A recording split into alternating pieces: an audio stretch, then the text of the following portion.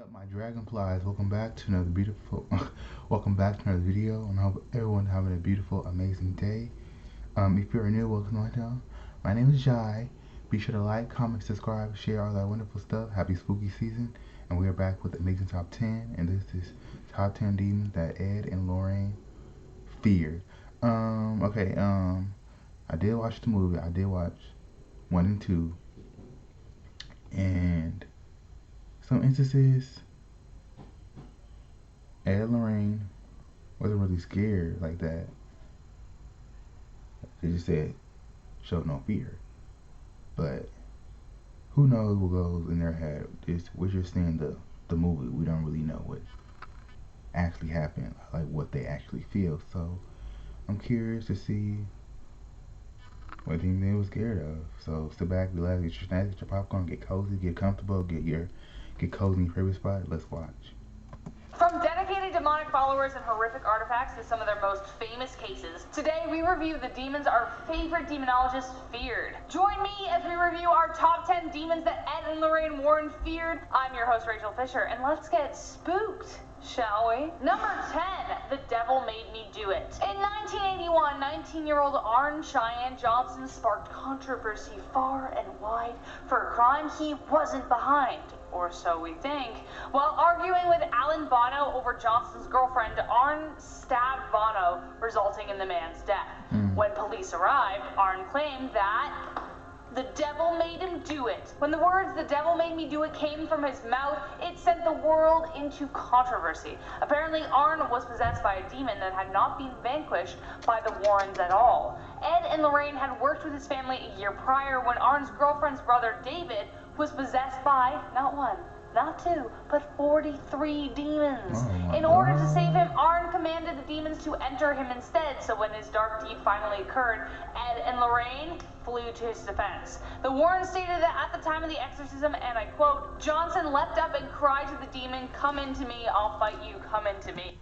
This girl said 43, not 1, not 2, not 3, not 20, not 25, not 30, not 40, 43. That's what she said, 43. But from that time on, he was possessed. The Paranormal Society was split in half, but Johnson's team was committed. The court had defended acts of God in the past, like a lightning strike to a tree hits a car, you know what I mean? And now it was time to defend accounts of the devil. But despite what you believe, it wasn't enough, and Johnson received a maximum sentence, but was released after good behavior just 4 years later. But still, the fact that these demons were never truly vanquished left the Warrens terrified that this might be the case elsewhere. Number 9, the Smurl haunting. Jack and Janet Smurl sound like they should be like the leading couple of a comedy featuring Jennifer Aniston and Jason Sudeikis. But of course, wrong list. The plight of the couple attracted the attention of Ed and Lorraine Warren after a series of dark and ominous events struck, of course. In the 1970s, the family started experiencing shocking technical mishaps like their TV bursting into flames and toilets flushing by themselves. I know, do ghosts poop? Apparently. At first, they didn't think anything of it, but then the knocking started in a peculiar pattern of 3, followed by terrible sudden odors, making the Smurls feel ill. The strange noises and smells were swiftly followed by sightings, and thus entered the Warrens. The Warrens discovered a presence of 3 separate demons, and despite 3 exorcisms, the family reported the return of the demons until finally they let go 15 years later. Number 8, the haunting in Connecticut. The mortuary turned home for the Snedeker family in Southington, Connecticut, definitely created the perfect breeding grounds for a scary story, one that left even the Warrens uneasy in their skin. First off, moving into a mortuary? No thank you. In the 1980s, the Warrens took on the case of Carmen and Al Snedeker, who were being tormented by a series of restless spirits and demons. So in this case, it's not just one, but many that they feared. The family reported the smell of rotted flesh lingering in the house because, I don't know, it was a mortuary, and that the taps would turn red out of nowhere. The eldest son was plagued by visions of ghosts, and both Carmen and Al reported being sodomized by the ghosts. It's a very specific activity, which led to the Warrens making the discovery that whoever the morticians were, their activities were not always professional, if you get my drift. I don't know what's worse, the demons themselves or like the people who used to live there. Ugh, can't handle that. This was one of their most confusing cases and remains under scrutiny to this day, but the Warrens knew whatever it was had to be exorcised. But the question is, was it really, or is it just hiding out until someone else comes along? Number 7, the Enfield haunting. I don't know what it is with the 70s, man. It just seems like so much weird stuff happened. We had serial killers. It's nuts. But it just seems like it's one of the strangest times in history, but with violent killers and violent hauntings. The Enfield haunting took place in Brimstown, England, and remains one of the more boggling cases the Warrens worked on. Peggy Hodgson and her family claimed to have seen furniture and toys being thrown and moved by unknown forces in their homes. They even claimed that violent voices were heard and that their children were levitating in the air. They caught the photo of the girls levitating when the investigators set up a wired control camera into the room, which periodically caught images throughout the night. Whatever it was, the Warrens knew there was a demonic entity within the house and immediately set to work. Number 6, the Perrin family case. The Perrin family lived in the old Arnold estate, which inspired the scariest film I have ever seen, personally, because if you've watched me on Central Dark, you know how low my tolerance is. But anyway, it's still awful. Yeah, you know it, you've heard of it. 8 generations of families lived and died in the old house and apparently never wanted to leave, or never could. When the Perrin family moved in the 1970s, the advice they got was to leave the lights on always. Why didn't you leave then? I don't know. I don't know how that didn't send them running for the hills.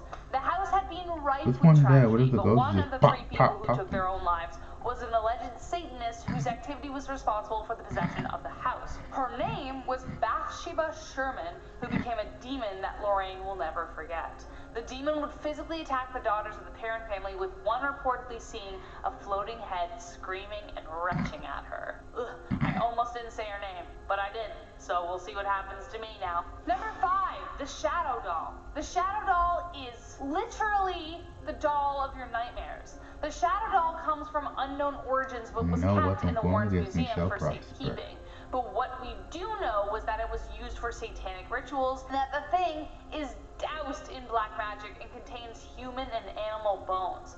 Whatever possesses this thing had the Warrens take it into their possession to ensure that it caused harm to no one else. Legend has it that if you take a picture of the doll, it will possess your nightmares. But it won't just be any nightmare. It will be the most terrifying you've ever experienced, and some have even suffered heart attacks from them. I know what you're thinking.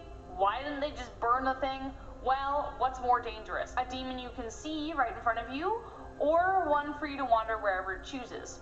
Honestly, I take the spider approach with this. If you see the spider, you know where the spider is, you're good. As soon as the spider disappears, burn your house down. Number 4, Balak. This one is a little controversial because was it just made up for the films? We don't know. Balak is a real demon mentioned in the Lesser Key of Solomon that was introduced into the Conjuring series of films. Though her direct involvement with Lorraine and Ed is under debate, Lorraine's belief in the demon was very strong.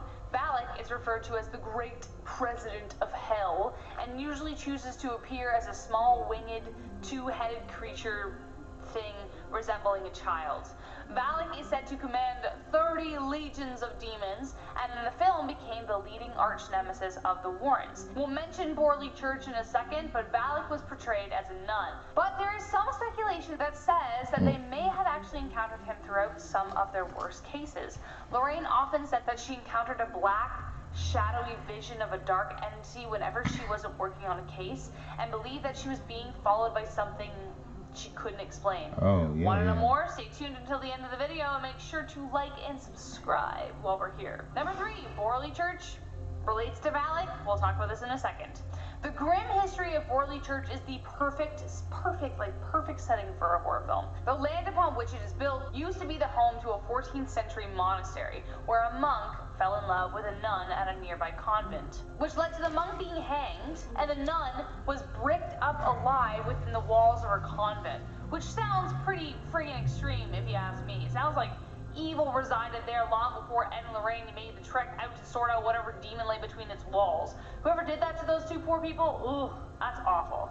This case inspired the famous nun apparition, as I mentioned, as the youngest daughter of the family who settled there reported seeing her figure. She was also pushed and slapped hard enough to leave welts behind, and that was just in the 1800s. When Ed and Lorraine visited, they obtained photo evidence of the hauntings. Ed captured the image of a monk leafing through one of the books of the altar, and Lorraine experienced a black entity rush past her phallic. She remembered feeling an overwhelming sense of evil. A picture revealed later showed that the shadow of a nun was rushing past her, so that's where the image came from. So was it phallic? We don't know. Number 2, the Annabelle doll. You knew. Probably the most famous of the hauntings conquered by the Warrens was the Annabelle doll. It would almost be a crime not to mention it. Dolls are already eerie with their like black, piercing, beady eyes. They'll think there's nothing there. But in this case, the most terrifying part was the thing behind it. The case dates back to the 1970s when a Raggedy Ann doll was innocently purchased from an antique store for her daughter. Soon the doll began raising alarm when it would change positions in the house, boggling its owners. But when the notes started showing up saying help me and help Lou, then they came home to find it covered in blood, and they decided then that they needed to call a professional. The first medium they called in said it was just the spirit of a girl who passed away. But then the owner, Angie's boyfriend, was attacked. Enter the Warrens. They knew the doll was in fact a demon based on the marks of the beast and other encounters. They removed the doll and took it home, vowing not to take the highway, concerned that whatever was within the doll might cause an accident. Indeed, their brakes stalled or failed several times on their way home, putting their life in jeopardy several times. It wasn't until Ed doused the doll in holy water that the problem desisted. The couple was so concerned about the doll that Ed routinely said a prayer over the doll every single night.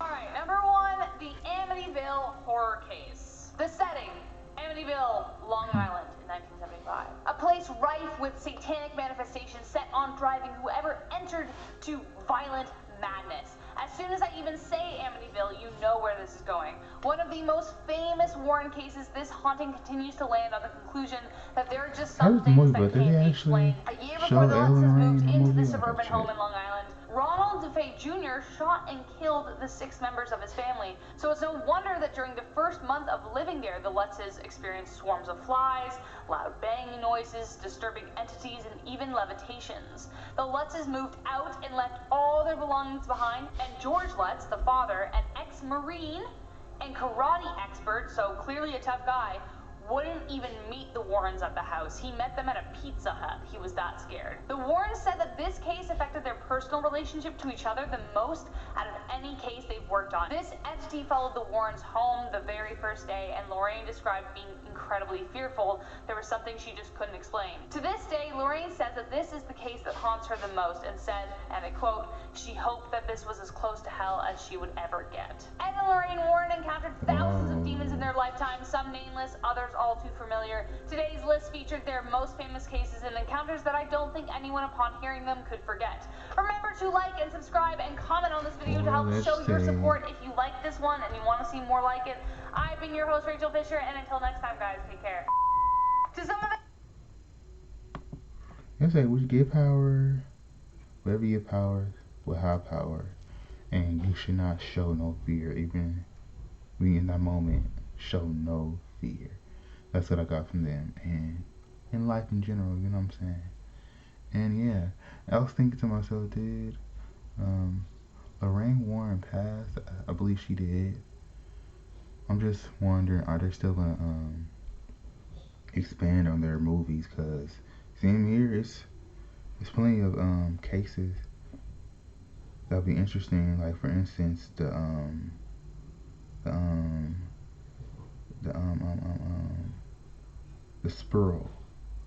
Smurl haunting. Smurl haunting. I think they already did a haunting in Connecticut. The Shadow Dog would be interesting. The Nun, we already did that, whatever. You know, a little more cases that I like to see in movies. The big ones. You know, I do believe their child is still alive, you know. So yeah, so tell me guys what you think of the video. Be sure to like, comment, subscribe, and you are blessed. No weapon formed against me shall prosper. Yeah, so have the most amazing day. Stay grateful, stay blessed. Until next time, guys.